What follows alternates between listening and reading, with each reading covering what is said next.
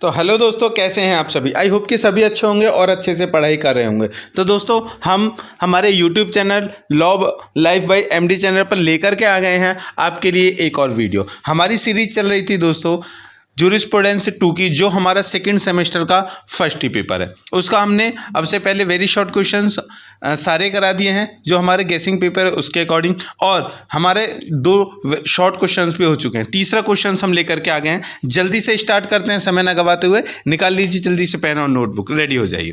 देखिए, तीसरा क्वेश्चन है हमारे यहाँ पर, अब आपराधिक न्याय प्रशासन के उद्देश्य।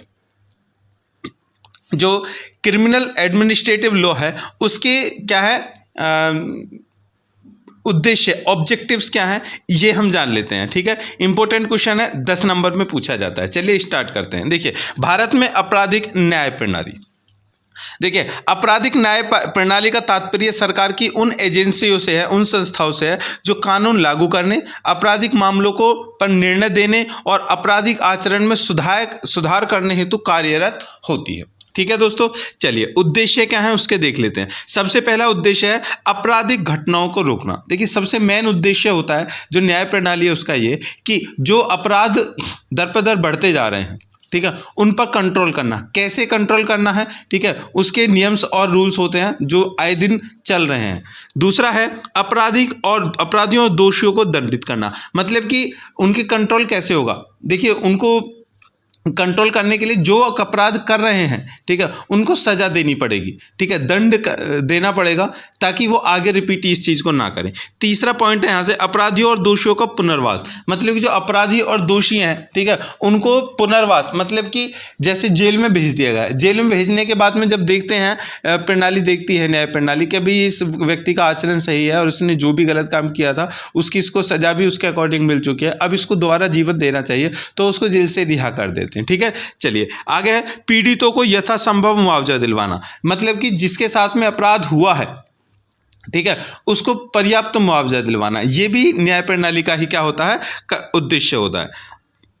अगला पॉइंट है समाज में कानून व्यवस्था बनाए रखना। मोस्ट इंपोर्टेंट पॉइंट है, समाज में जो है कानून व्यवस्था को बनाए रखना। कैसे, मतलब कि समाज में जितने भी गलत कार्य होते हैं उनको ना दोहराया जाए, उनको ना किया जाए और उनके ऊपर कानून की पूरी पकड़ हो। मतलब कि हर समाज में जितने भी लोग अपराधी किस्म के होते हैं उनमें ये डर हो जाना चाहिए कि भाई अगर तुमने अब अपराध किया तो तुम्हारे साथ में ये होगा, तुम्हें दंड मिलेगा। उनके अंदर एक डर पैदा होना चाहिए कानून के लिए, तभी कानून की व्यवस्था बनाई जा सकती है। ये मैंने नहीं, ये कहा है ऑस्टिन द्वारा। ठीक है, जब संप्रभुता का आप सिद्धांत पढ़ेंगे उसमें ये मिलेगा आपको देखने के लिए। आगे है अपराधियों को भविष्य में कोई भी आपराधिक कृत्य करने से रोकना। मतलब जो ऑलरेडी अपराधी हैं, अभी जैसे इसमें पुनर्वास वाला आया था कि अपराधियों को, ठीक है, उनके अकॉर्डिंग जब वो जेल भेज दिए जाते हैं उनकी सजा के लिए, ठीक है, जैसे कि एक किसी को एक उम्र कैद की सजा हुई है, 20 साल अपने उसने काट लिए, उसके बाद उसको पुनः समाज में भेज दिया जाता है कि जब 20 साल तुमने काट लिए अपने अपराध के लिए, हमें ऐसा लगता है कि तुम्हारा व्यवहार अब ठीक है, तुम ऐसा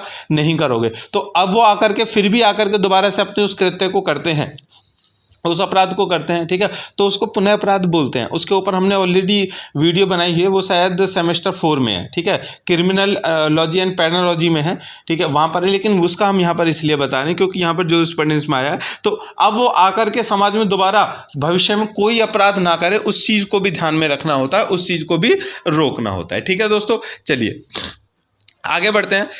अब इनको थोड़ा सा और डिटेल में पढ़ते हैं। देखिए, आपराधिक न्याय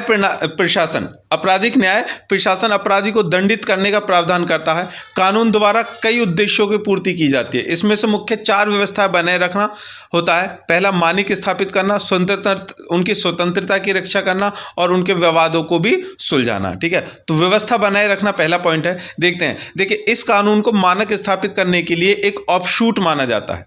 सभ्य समाज के लिए समानता जरूरी है, इसलिए वही कानून में परिलक्षित होता है। इसके अलावा कानून जब इसे लागू किया जाता है तो समाज के दिशा निर्देशों के अनुरूप होता है। ठीक है, इट मीन्स कि व्यवस्था को अच्छे से बनाना। इसके अलावा वन्य जीव प्रबंधन कानून पारित किए गए ताकि खेल को संरक्षित किया जा सके और यह आने वाली पीढ़ियों को आनंद लेने के लिए वर्षों तक सुरक्षित भी रखा जा सके। दूसरा है मानक स्थापित करना। देखिए, कानून समाज में न्यूनतम स्वीकृति व्यवहार के लिए एक दिशा निर्देश है।